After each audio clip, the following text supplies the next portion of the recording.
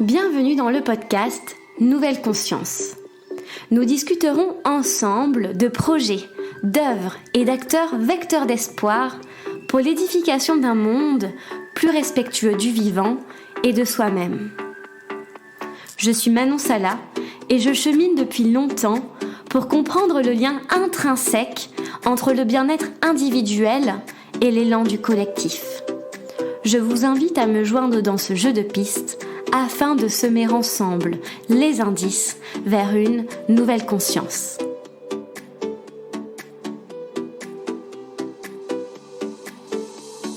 Aujourd'hui, je reçois Dominique Bourg au micro de Nouvelle Conscience. Dominique Bourg est un philosophe franco-suisse, professeur honoraire à l'Université de Lausanne, spécialiste des questions environnementales. Monsieur Bourg se distingue à la fois par son engagement social, écologique et politique.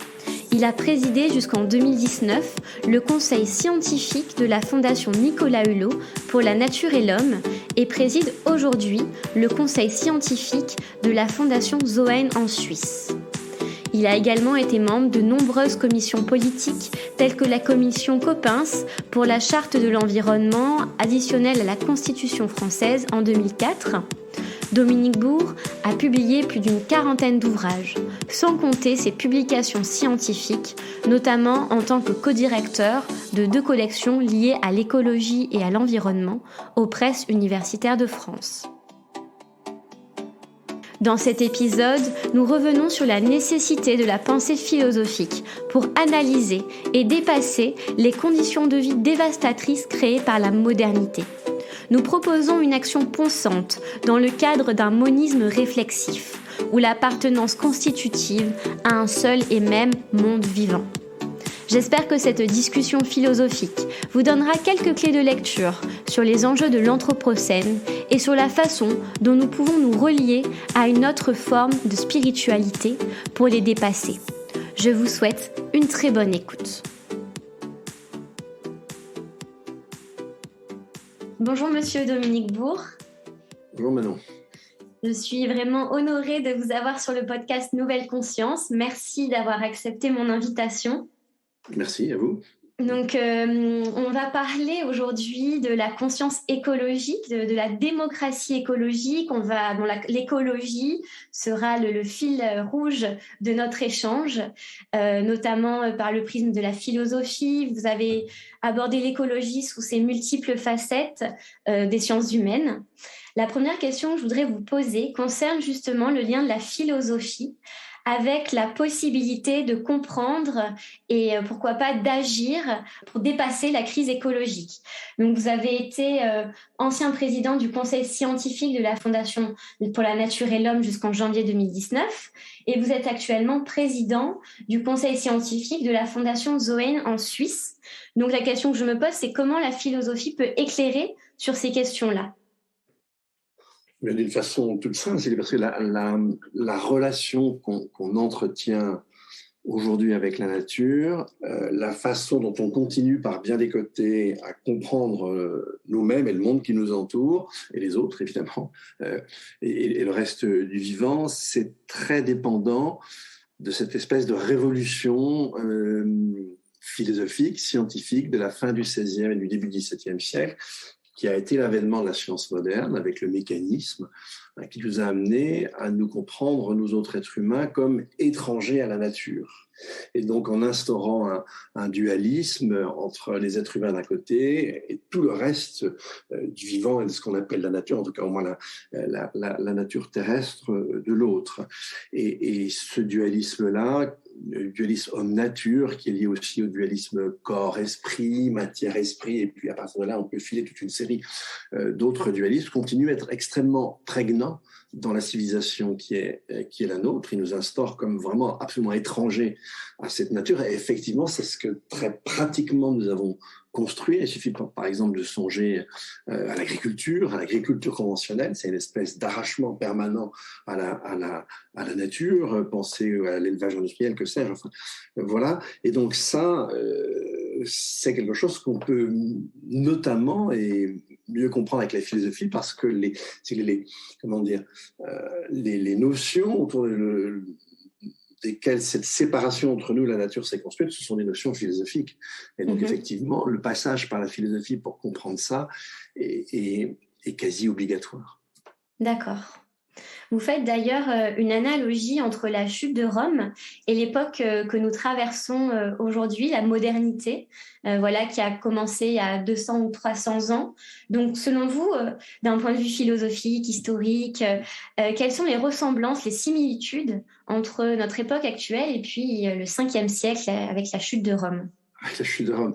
Tout simplement, oui, effectivement, dans un livre, je commence à rappeler les propos d'un poète à l'époque très connu à Rome, et on est en l'an 400, et puis c'est une fête, l'empereur vient, à l'époque, début du 5e siècle, et déjà même depuis plus d'un siècle, l'empereur n'est pratiquement jamais à Rome, et donc quand il vient à Rome, c'est une espèce de fête, et à l'occasion de cette fête, ce poète dresse l'éloge de Rome, etc., et en fait, 10 ans après, comme vous le savez, il y a le sac de la ville, avec tout le traumatisme que ça impliquait. Donc en fait, à l'époque, on n'était pas capable de voir les dangers d'effondrement de l'Empire qui était déjà bel et bien présent.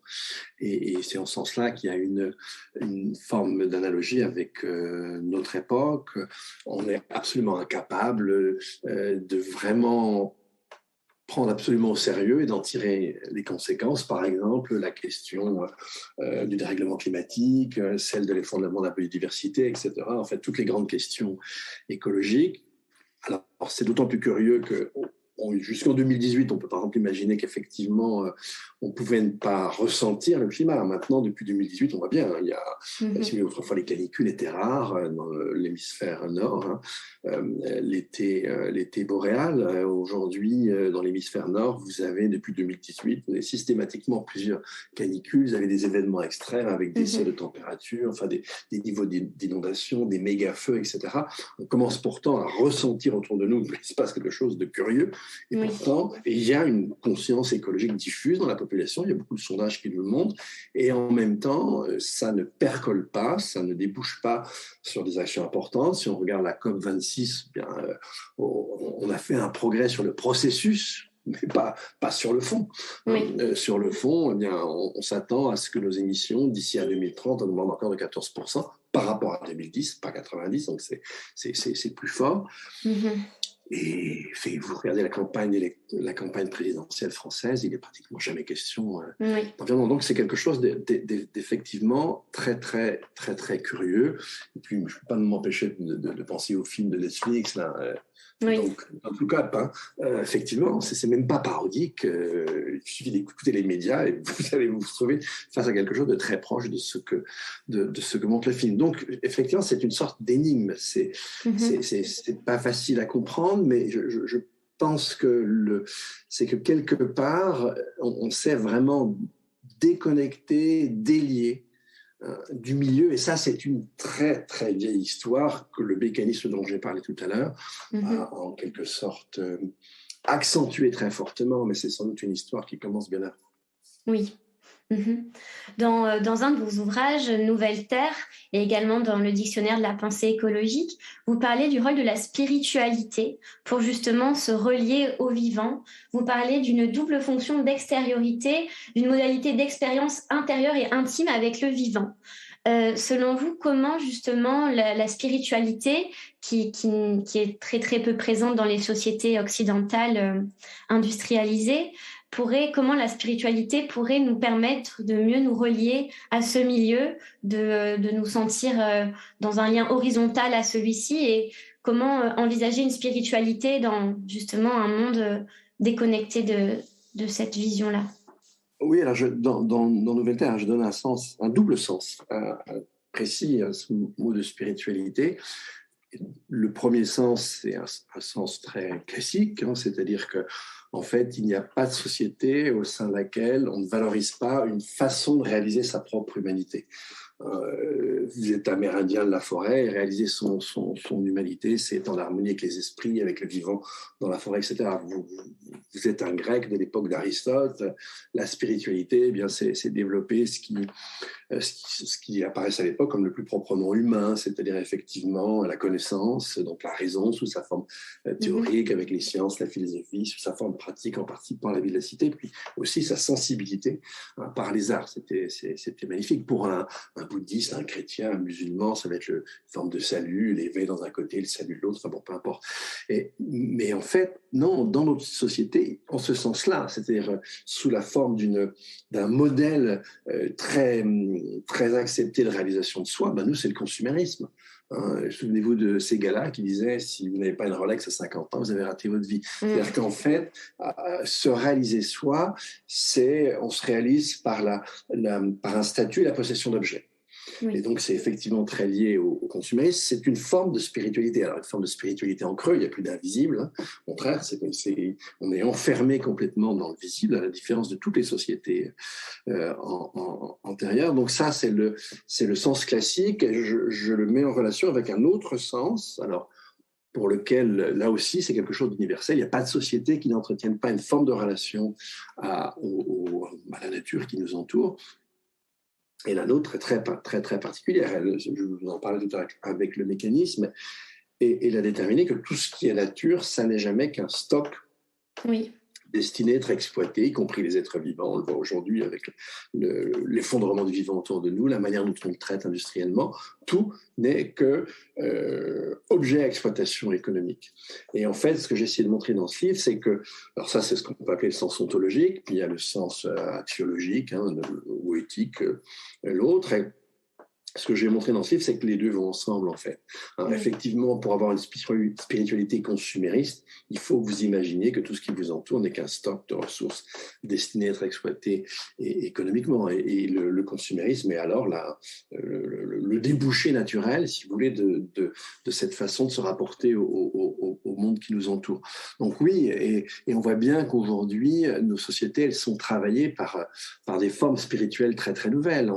Alors, ça peut se donner lieu à des choses plus paradoxales comme le véganisme, etc. Mais en tout cas, on voit bien qu'il y a un désir de renouer des relations différentes avec le vivant, il y a un désir de se reconnecter avec la nature. Hein, quand on pense simplement au fait qu'arrive ici en Europe cette pratique médicale japonaise des bains de forêt, qui est très documentée scientifiquement. Il y a des choses qui sont très, très, très, très précises. Et dans un livre que je cite, là justement, en Nouvelle Terre, par exemple, David Abraham, cet éco-phénoménologue américain qui est aussi prestidigitateur et un peu chaman, il a une très, très belle lecture de l'alphabet, comme un des moments où, en fait, on va construire un monde d'abstraction incarné dans les mots. C'est pour ça que ça présuppose l'alphabet. Je n'ai pas le temps de le détailler, mais qui fait comme un écran qui nous fait regarder un monde autre et en mettant complètement à distance le monde naturel et le monde du récit.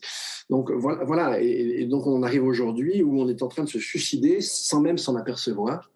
Sans même vouloir en rendre compte, d'où l'importance de votre sujet, de l'éducation, d'arriver avec les enfants à les reconnecter, si j'ose dire, à leur sentir profond, à leur conscience profonde et de ce fait à la nature. C'est absolument inséparable. D'accord.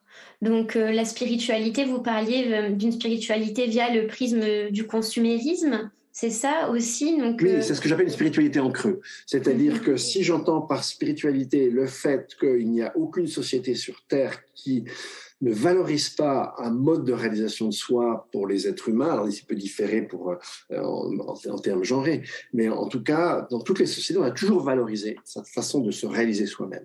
Oui. Alors, on peut la stratifier, mais et d'une manière très, très, très dominante. Nous, c'est le consumérisme, c'est très clair. Donc, en fait, en ce sens-là, en sens très formel, on n'est pas une société sans spiritualité. Mais si on compare le consumérisme aux spiritualités antérieures, au mode de réalisation de soi valorisé antérieurement, alors là, on peut parler d'une forme de spiritualité en creux, parce que ce qui caractérise justement toutes les spiritualités dans toutes les sociétés, c'est de se rapporter vers quelque chose d'autre, se lier à une forme d'invisible, d'idéal, etc. Alors que nous, non, c'est pas un idéal. Tu consommes, en gros, et c'est bon, vas-y. Et on nous renferme sur le monde empirique qui nous entoure. Mhm. et sous un angle purement économique. Oui. Donc du coup, un des éléments pour changer cette crise écologique, ce serait un changement d'idéal. Ce serait... Alors, c'est un changement, si vous voulez, de socle culturel, en fait. Et ça, évidemment, personne n'en décide. Et c'est ce qu'on développe avec ma collègue Sophie Svatton, dans le livre qui s'appelle Primauté du vivant. C'est-à-dire, c'est ce qu'on appelle un paradigme. Et donc, quand je vous parlais tout à l'heure de mécanisme, c'est le paradigme moderne, dont certaines conséquences ne se sont déployées que très récemment, dans la deuxième moitié du XXe siècle. Et en même temps qu'elles se déploient et qu'elles vont jusqu'au bout, dans la folie d'ailleurs, et bien en même temps, on voit bien émerger d'autres choses, une autre manière de comprendre le monde, donc petit à petit sans doute une autre spiritualité, Oui. une autre ontologie. Mais ça, c'est en gestation. Alors est-ce que ça sera accéléré par les difficultés qu'on va avoir? Je pense que oui. On entre dans une décennie, si vous voulez, où ne serait-ce que le dérèglement climatique va devenir de plus en plus violent. Il y a un emballement depuis 2018 du dérèglement climatique et ça va finir par nous poser des problèmes énormes. D'ailleurs, peut-être que la Covid est une forme d'expression déjà de ces difficultés vers lesquelles on va. Oui, oui, oui. Oui, c'est vrai. Oui, vous proposez également, vous dites que le défi écologique est un défi politique et vous proposez justement l'avènement d'une démocratie écologique avec un gouvernement de l'ordre naturel. Est-ce que ce gouvernement permettrait justement de répondre à cet autre idéal ontologique d'un lien non plus consumériste, mais peut-être de reliance avec le vivant? Oui, tout à fait. Alors justement, un gouvernement de l'ordre naturel, je ne sais pas si c'est l'expression que j'emploie, mais en tout cas, il faut faire attention quand on l'emploie.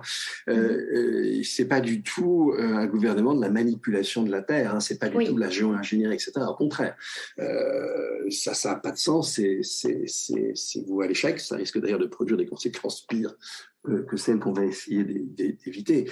Non, c'est une forme de gouvernement qui tiendrait compte des limites qu'oppose à nos désirs le milieu, ce qu'on appelle la nature, et ça serait une forme de gouvernement très, très prudentiel.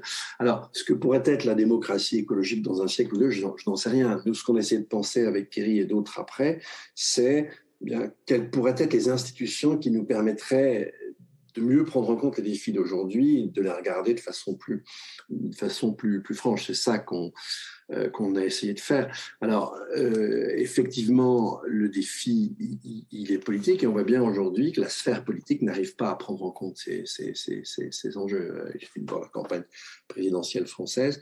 Et donc, ce que j'ai développé par ailleurs, c'est que, en fait, c'est parce qu'on est entre deux eaux, si vous voulez. Ce que j'ai essayé de montrer, c'est que ce qui a très bien marché dans l'Europe occidentale, ça a été et c'est lié à toutes les constitutions, c'est une sorte de consensus en creux. En Occident, on était d'accord pour deux choses, à la fois de maximiser la production de richesse et de la redistribuer, ce qui n'était pas du tout évident dans les sociétés antérieures.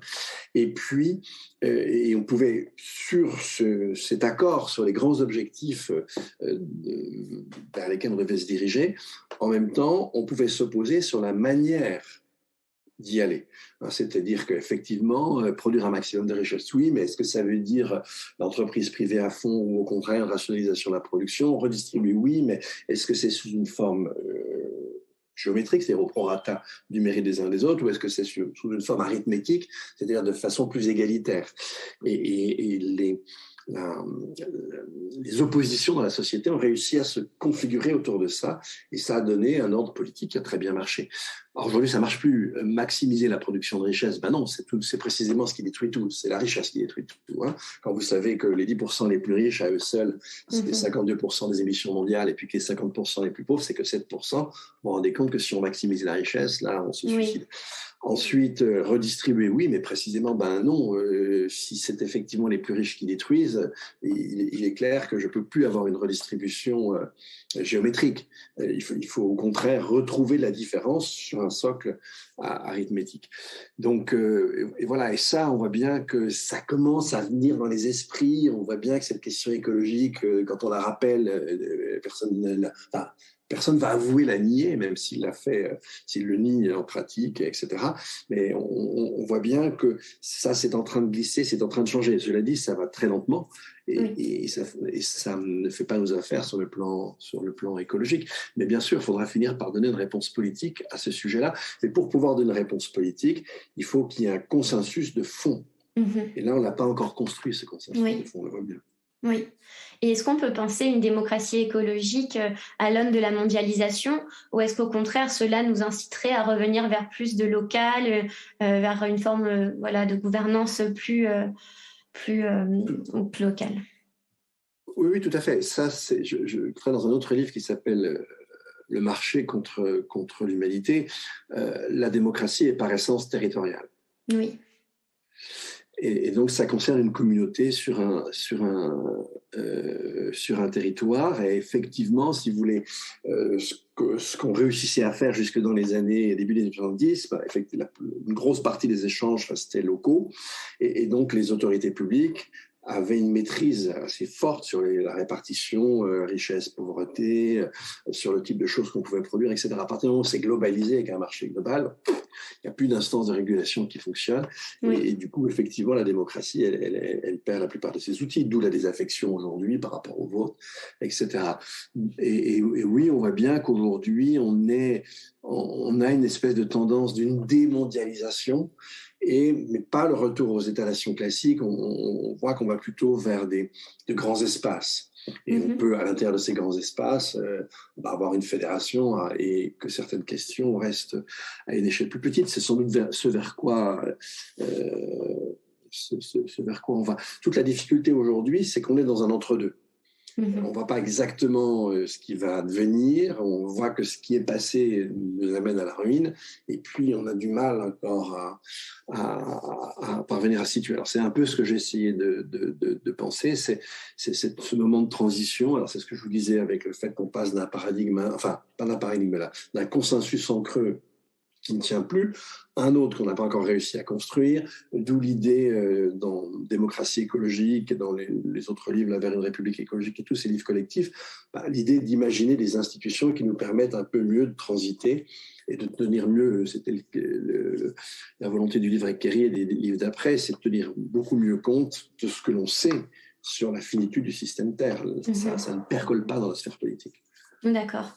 Donc, selon vous, est-ce qu'un des points de bascule justement vers une nouvelle forme de consensus, ce serait de passer par des institutions politiques qui instaurent ça, qui dressent un peu le cadre pour ce basculement, ou est-ce qu'on peut penser à une émergence de ce consensus par le bas, par plutôt les citoyens, un mouvement plutôt du peuple, les deux? C'est les deux. C'est très curieux là, ce qui se passe aujourd'hui. On voit avec la présidentielle en France, on a une dérive vers l'extrême droite, carrément. C'est très difficile à comprendre, mais si vous regardez les valeurs de fond, il y avait un très bel article de Roger Su dans Le Monde il y a quelques jours. Si vous regardez les valeurs de fond, par exemple les mariages mixtes, par exemple toutes les expériences écologiques qui se font, etc., le type de recherche que vous faites, on voit très bien que la société civile, dans les choses les plus fondamentales, elle n'est pas du tout au diapason de cette sphère politique et médiatique, qui est complètement à part. Et c'est très difficile à comprendre. Donc, en fait, si vous voulez, les choses, elles se déroulent sur plusieurs plans, sur le plan de la conscience des individus, sur le plan des initiatives, des petits collectifs qu'on arrive à faire. On voit qu'on a une société qui est déjà un peu partie du côté écologique. Et ça ne se traduit absolument pas dans la sphère politique. Simplement, si vous voulez qu'on change dans les ordres de grandeur, c'est-à-dire effectivement qu'on arrête de détruire le vivant, qu'on arrête de concentrer des gaz à effet de serre dans l'atmosphère, là, on passe nécessairement par le politique. C'est-à-dire qu'il faut vraiment passer par des règles qui vont s'appliquer à tout le monde et qui vont faire que, si vous voulez, sur les grands éléments destructeurs, on va vraiment reculer. Ça, tant que c'est des petites initiatives, c'est très important. Ça permet de montrer ce qu'on peut faire, mais en fait, sur le plan de l'effectivité, ça bouge pas, ça change pas grand-chose. Donc non, c'est les deux. Les deux sont importants.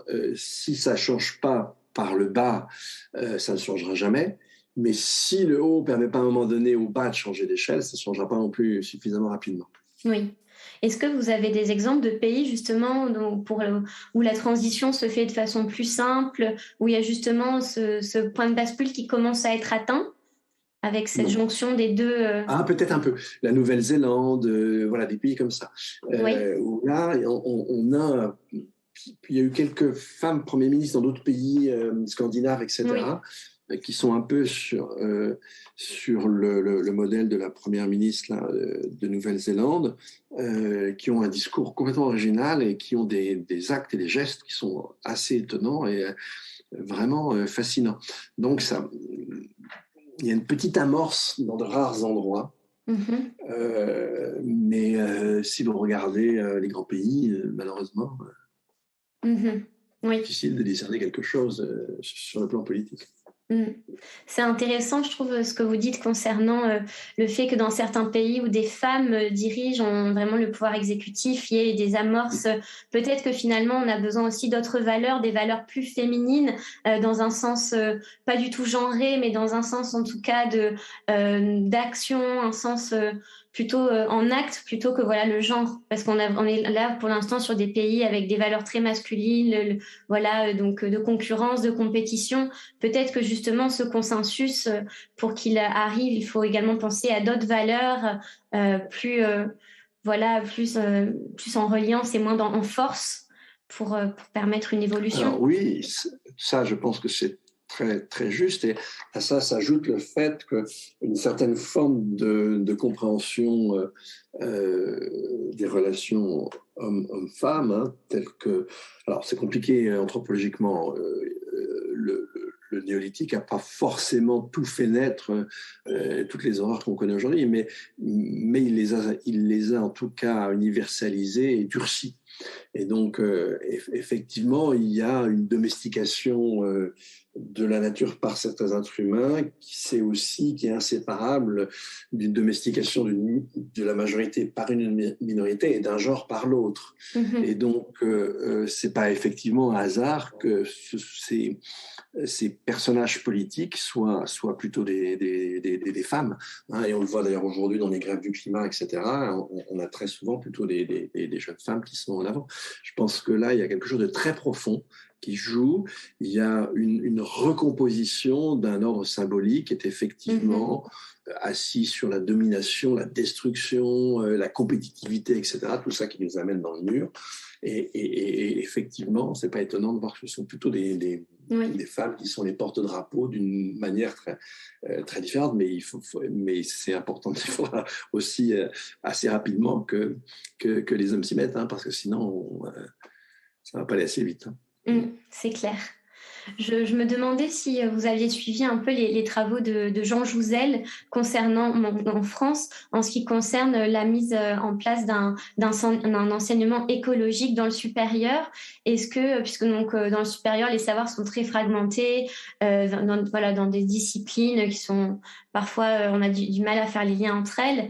Est-ce que vous pensez aussi que c'est une crise de l'éducation, une crise de l'enseignement, où l'écologie n'est pas du tout insérée dans le système scolaire dès le plus jeune âge? Est-ce que vous pourriez nous dire un mot là-dessus?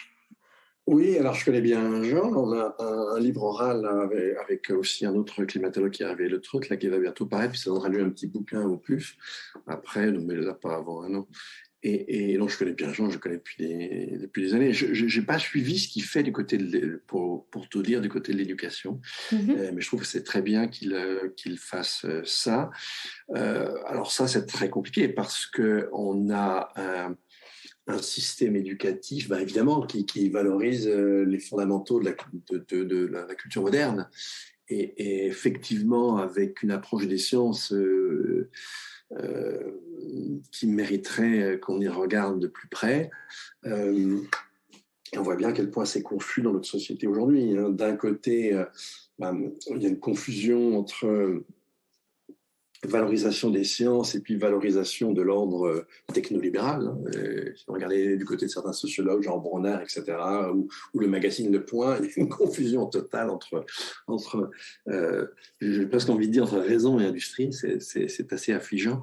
Donc, on n'a pas simplement besoin d'un enseignement différent qui redonne toute sa place au système Terre avec ses interdépendances. Effectivement, le mécanisme dont je parlais tout à l'heure, c'est précisément au contraire l'idée d'une nature composée de particules isolées les unes des autres, avec au départ une loi simple, c'était la loi du mouvement de Galilée, après c'est devenu la gravitation universelle. Ce qu'on découvre avec l'écologie, c'est la question de l'interdépendance. Oui.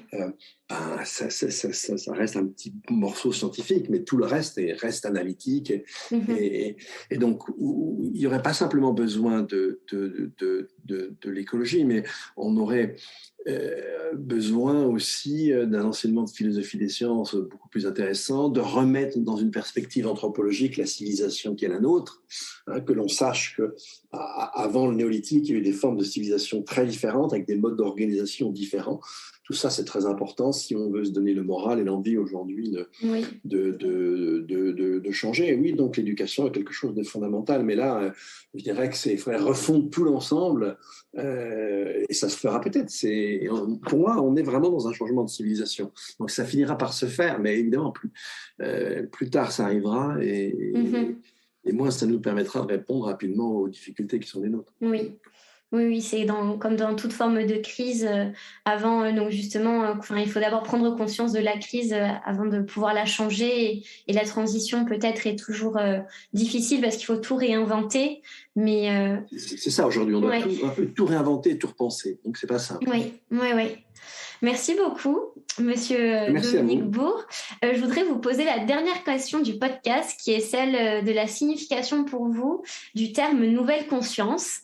Voilà, donc c'est le titre du podcast, le nom. Lorsque vous l'avez lu, lorsque vous l'entendez, qu'est-ce que ça signifie pour vous ? Nouvelle conscience, pour le coup, c'est vraiment fondamental, parce que comme je vous l'ai dit, on s'est forgé l'idée d'un moi détaché de tout, qui pourrait se comprendre en dehors de la nature, d'une façon d'ailleurs totalement intellectuelle et un petit peu détachée des autres. C'est une forme d'individualisme sur lequel a débouché ce que j'appelais le mécanisme. En fait, il faut qu'on détricote ça. D'une part, parce que effectivement, si je n'avais pas été éduqué par mes parents, par mon entourage, par le système éducatif, etc., en fait, je ne saurais rien, je ne comprendrais rien, etc. Et on peut prendre simplement la fameuse relation je-tu. Eh bien, il n'y a pas un je qui précède un tu. C'est la relation qui fait, qui vous institue comme je et comme tu. Et évidemment, les deux étant des fonctions réciproques.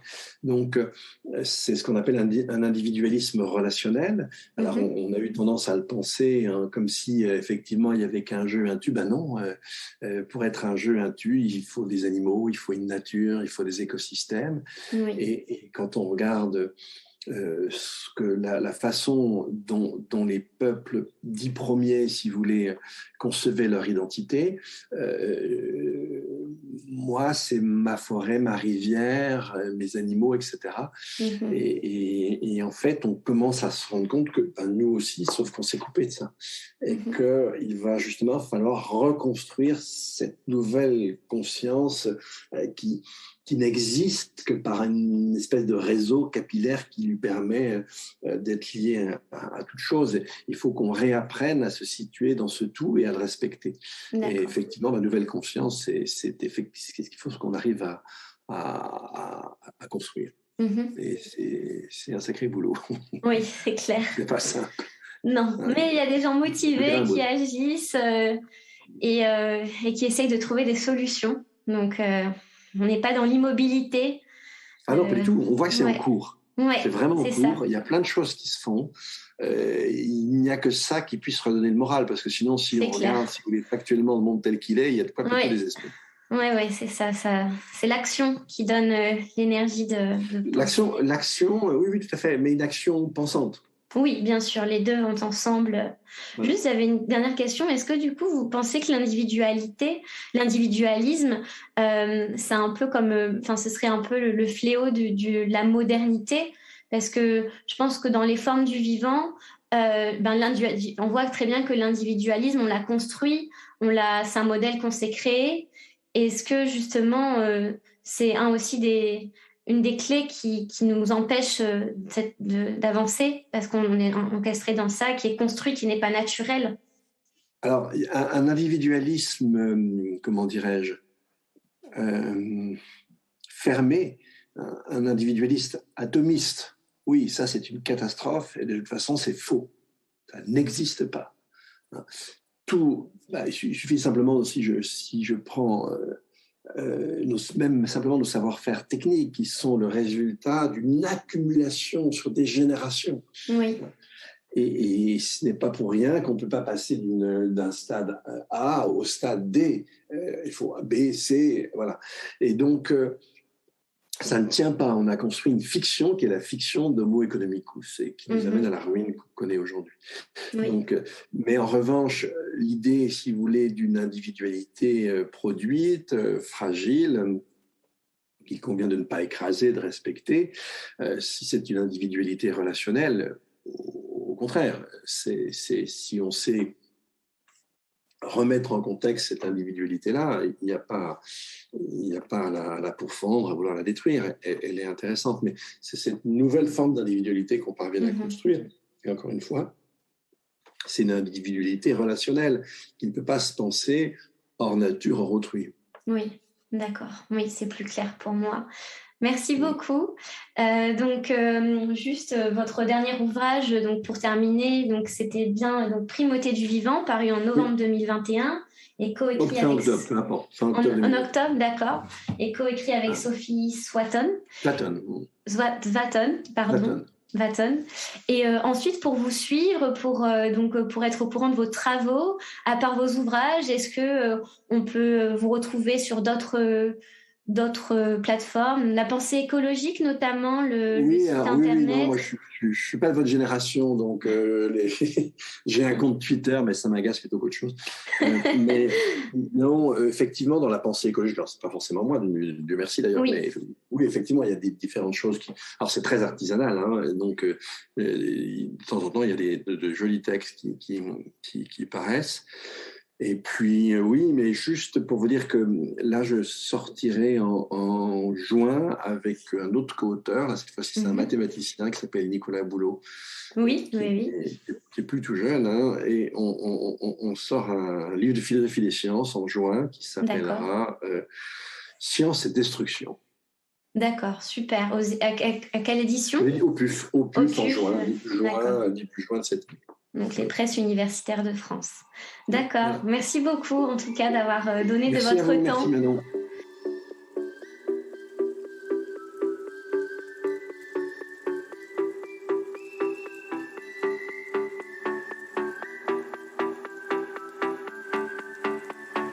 Merci pour votre écoute. Si ce podcast vous a plu, la meilleure façon de le soutenir est de lui laisser 5 étoiles sur iTunes, Spotify et sur Apple Podcasts.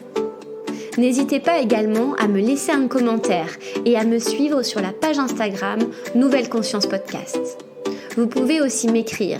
Je suis toujours ravie de vous lire, de vous répondre et de partager avec vous des idées autour de ce projet de Nouvelle Conscience. Aussi, si vous souhaitez vous engager de façon simple et impactante, je partage dorénavant tous les mois des initiatives que vous pourrez retrouver dans ma bio Instagram, telles que des pétitions, des événements ou des rencontres. Ces modes d'action sont pour moi tellement significatifs, une façon de s'entourer de personnes qui portent les mêmes valeurs que nous, qui nous donnent envie d'agir et de créer ensemble une nouvelle conscience. Je vous dis à dans 15 jours. En attendant, prenez soin de vous et à bientôt.